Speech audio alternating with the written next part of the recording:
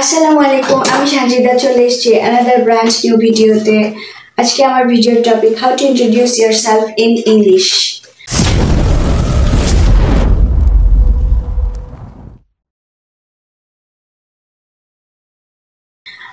আপনারা প্রায়শই একটা প্রশ্নের সম্মুখীন হন যখন ভাইভাতে যান, বিশেষ করে ইন্ট্রোডিউস ইয়ারসেলফ ইন ইংলিশ, যেটা আপনাদেরকে ভাইভা প্যানেল থেকে জিজ্ঞেস করা হয়ে থাকে। তো আপনাদের সুবিধার্থে আমি আপনাদের জন্য একটা স্যাম্পল ইন্ট্রোডাকশন সেট করেছি আমার বোর্ডে। সেটা হচ্ছে এই যে এটা।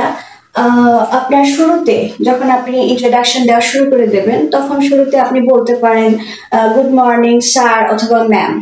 ওখানে যদি ম্যাম থাকে বা স্যার থাকে, আপনি তাদের উদ্দেশ্যে বলে দিতে পারেন যে কোনো একটা।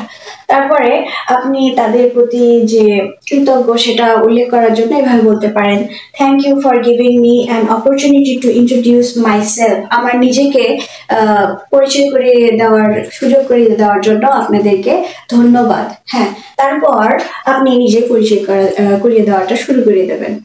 তো সেই ক্ষেত্রে শুরুতে আপনার নামটা বলতে হবে অবশ্যই।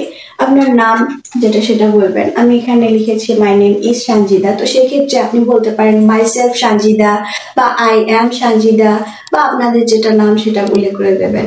তো তারপর আপনার নামটা উল্লেখ করার পর আপনি কোথায় থেকে এসছেন সেটা উল্লেখ করবেন, আপনার জেলাটা উল্লেখ করবেন নিশ্চয়ই। তো সেই ক্ষেত্রে আমি গাইবান্ধা থেকে, তো সেটা গাইবান্ধা উল্লেখ করেছি। আপনারা যদি রংপুর বা অন্যান্য এলাকার হয়ে থাকেন সেটা এখানে উল্লেখ করলে হয়ে যাবে। তারপর আপনার এডুকেশনাল কোয়ালিফিকেশনটা উল্লেখ করবেন। এডুকেশনাল কোয়ালিফিকেশনের জন্য আপনি এভাবে বলতে পারেন I have completed my post graduation. Post graduation যদি আপনি মাস্টার্স কমপ্লিট করে থাকেন তাহলে বলবেন, আর যদি ব্যাচেলার মানে অনার্স যদি হয়ে থাকেন তো সেই ক্ষেত্রে আপনি জাস্ট গ্রাজুয়েশন বলতে পারেন।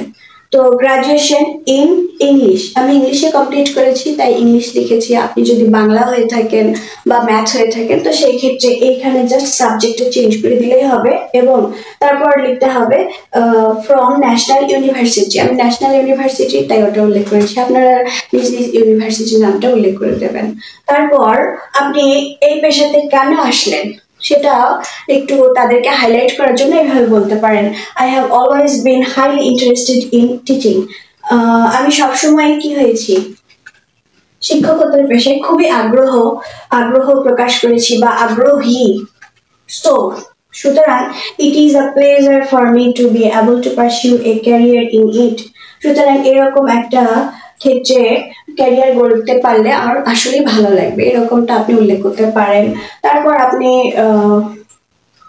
যে আপনার ক্যারিয়ারের প্রতি ফুললি ডেডিকেটেড থাকবেন, নিজেকে সবসময় নিয়োজিত রাখবেন, সেটা উল্লেখ করার জন্য এভাবে বলতে পারেন I am fully dedicated towards my career.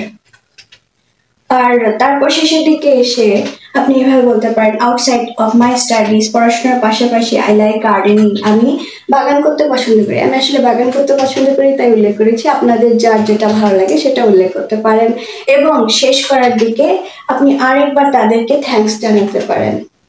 সেটা এরকম হতে পারে thanks again for giving me this opportunity. এই সুযোগটা আমাকে দেওয়ার জন্য আপনাদেরকে আবারও ধন্যবাদ। তো এইভাবে বললে আমি মনে করি আরেকটা ভালো হবে। অনেকে আবার প্রেফার করে যে I am from a nuclear family সম্পর্কে বলতে চায়, বা I have another little two brothers, my father's name is অমুক, মাই মাদার্স নেম ইজ অমুক। তো এই জিনিসটা আমার আসলে অতটা প্রেফার করি না আমি নিজে থেকে। আপনাকে যেহেতু জিজ্ঞেস করেছি ইন্ট্রোডিউস ইয়োরসেলফ ইন ইংলিশ, তো সেই ক্ষেত্রে আপনি নিজেকে ইন্ট্রোডিউস করুন। আপনার পরিবার হ্যাঁ যদি আনতে চান তো সেই ক্ষেত্রে আপনার চয়েস ইজ ইয়োর্স। তো সেই ক্ষেত্রে আপনি এই জায়গাটাতে উল্লেখ করতে পারেন আমি এইখান থেকে এসেছি, I am from a nuclear family, my father's name is অমুক, এরকম উল্লেখ করতে পারেন। তারপর আপনার এডুকেশনাল কোয়ালিফিকেশন সম্পর্কে উল্লেখ করতে পারেন।